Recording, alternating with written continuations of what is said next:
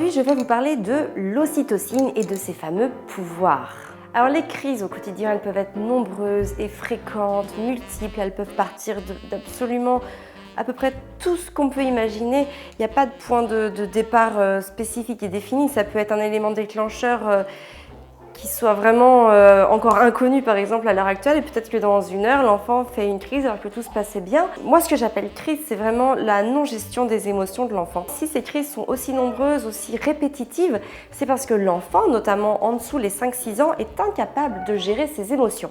Alors le problème de ces crises, c'est qu'elles viennent donc se répéter et elles viennent négativer la relation parent-enfant. Elles viennent apporter des conflits entre parents et enfants. Elle est source de tensions, source de problèmes, et ça vient vraiment peser sur l'ambiance familiale que l'on essaye de créer. On a donc un réel cercle vicieux qui s'en met en place.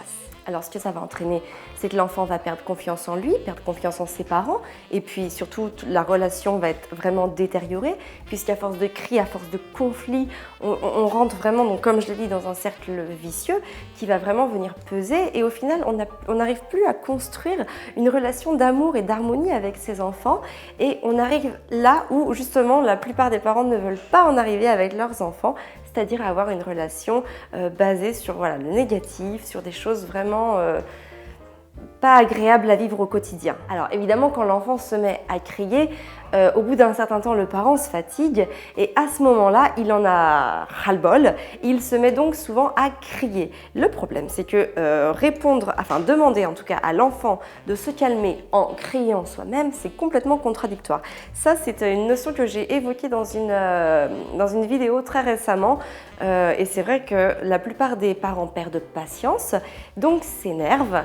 Et le problème, c'est que l'enfant, en fait, à partir de ses neurones miroirs, va enregistrer la réaction de ses parents. Ce qui veut dire donc que si les parents s'énervent, il va enregistrer qu'en moment de stress, en moment de conflit, en moment où il ne peut plus gérer ses émotions, on peut alors crier. Il existe de nombreuses façons de répondre aux crises de l'enfant. Il y a de nombreux réflexes à adopter pour calmer son enfant, pour l'apaiser, pour essayer avec lui de trouver des solutions positives, concrètes, qui vont vraiment le calmer, qui vont le détendre et qui vont l'apaiser. Parce qu'adopter ces comportements, ça va vraiment aider l'enfant à retrouver son calme dans ces moments de tempête émotionnelle.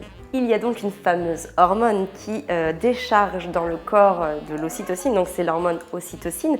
Donc lorsque le corps se charge en ocytocine, l'enfant s'apaise. En fait, l'ocytocine, on l'appelle aussi l'hormone du plaisir.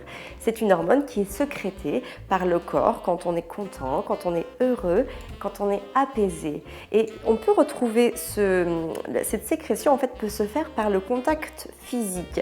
Un contact physique positif entre l'enfant et son parent va permettre au corps de l'enfant de se charger en ocytocine. Cette ocytocine va venir agir et va venir détendre l'enfant. Il va retrouver de l'apaisement, il va retrouver la gestion de ses émotions, il va retrouver confiance notamment en ses parents, mais également confiance en lui.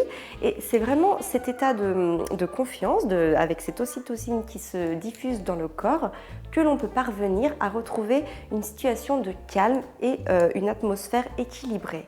C'est pour ça d'ailleurs que les câlins sont très très importants à faire avec l'enfant, et même si l'enfant est en crise, prendre son enfant dans les bras, le calmer, évidemment s'il en émet la demande, s'il préfère être seul et qu'on ne l'approche pas, il faut aussi respecter ça.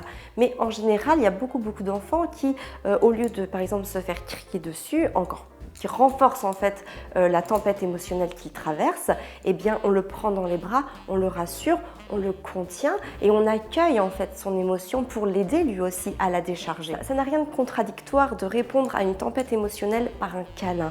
Au contraire, c'est vraiment de cette manière-là que le corps va se charger en ocytocine et que l'enfant arrivera à se réapaiser, à redevenir calme, à retrouver une situation vraiment, comme j'ai dit tout à l'heure, équilibrée.